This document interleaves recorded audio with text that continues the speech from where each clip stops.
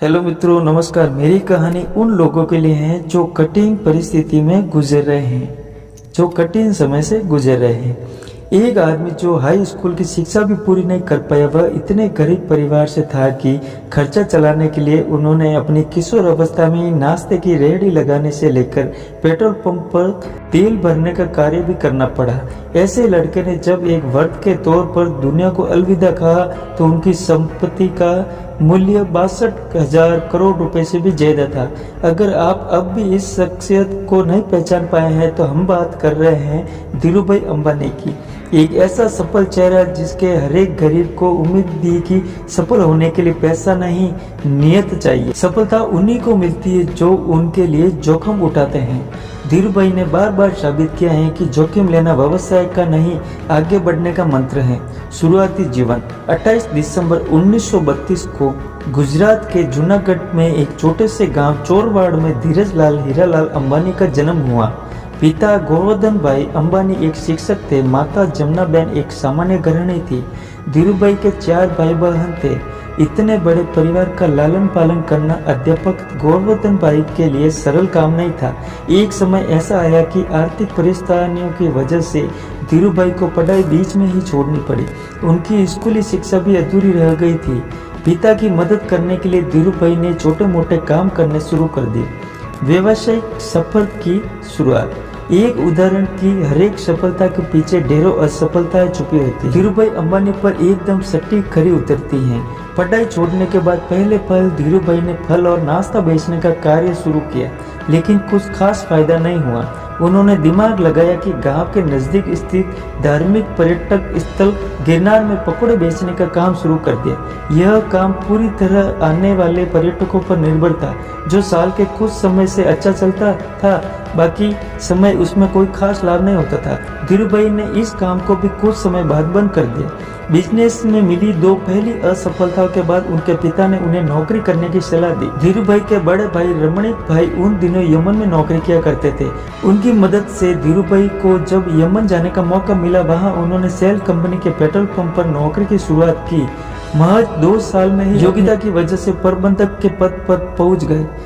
इस नौकरी के दौरान भी उनका मन उसमें कम और व्यवसाय करने के मौकों की तरफ ज्यादा रहा। उन्होंने हर एक संभावना पर इस समय में विचार किया कि किस तरह वे सफल बिजनेसमैन बन सकते हैं। 2 छोटी घटनाएं बिजनेस के प्रति उनके जुनून को बयां करती हैं।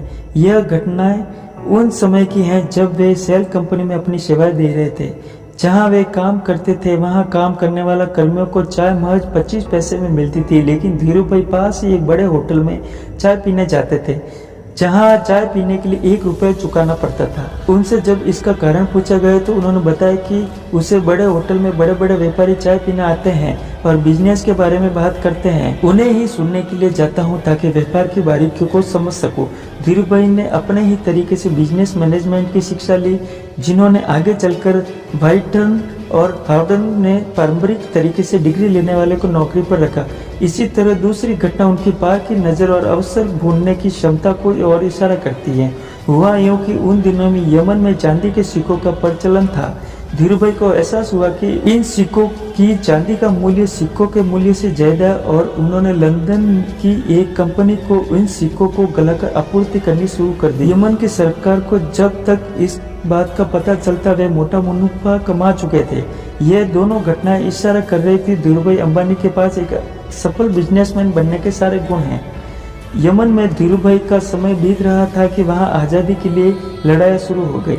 ढेरों भारतीयों को यमन छोड़ना पड़ा। इस परेशानी के आलम में धीरूभाई को भी यमन छोड़ना पड़ा। ईश्वर ने सफल बिजनेसमैन बनने के परिस्थितियों की घटनी शुरुआत कर दी थी। इस नौकरी के चले जाने के बाद उन्होंने नौकरी की जगह बिजनेस करने का निर्णय लिया, लेकिन व्यवसाय शुरू करने के लिए पैसों की जरूरत थी। धीरूभाई के पास निवेश के लिए बड़ी रकम नहीं थी, इसलिए उन्होंने अपने मामा त्रियंबक लाल दामानी के साथ मसाला और शक्कर के व्यापार की शुरुआत की। यहीं पर रिलायंस कमर्शियल कॉरपोरेशन की नींव पड़ी। इसके बाद रिलायंस ने सूत के कारोबार में प्रवेश किया। यहाँ की सफलता ने धीरूभाई के कदम चूमे और जल्दी से ही बॉम्बे सूत व्यापारी संघ के कर्ता धर्ता बन गए। यह बिजनेस जोखिमों से भरा हुआ था। उनके मामा को जोखिम पसंद नहीं था, इसलिए जल्दी ही दोनों रास्ते से अलग हो गए। इससे रिलायंस पर कोई खास फर्क नहीं पड़ा और 1966 में रिलायंस टेक्सटाइल्स अस्तित्व में आया। इसी साल रिलायंस ने अहमदाबाद के नरोड़ा में टेक्सटाइल मिल की स्थापना की। विमल की ब्रांडिंग इस तरह की गई कि जल्दी ही यह घर घर में पहचाना जाने लगा। विमल का कपड़ा बड़ा भारतीय नाम बन गया था। विमल दरअसल उनके बड़े भाई रमणीक लाल के बेटे का नाम था। इन्हीं जब संघर्षों के बीच उनका विवाह कोकिलाबेन से हुआ, जिनसे उन्हें 2 बेटे मुकेश और अनिल तथा 2 बेटे दप्ती और नीना हुए। उन्होंने उसके बाद कभी पीछे मुड़कर नहीं देखा और रिलायंस कपड़े के साथ ही पेट्रोलियम और दूरसंचार जैसी कंपनियों के साथ भारत की सबसे बड़ी कंपनी बन गई।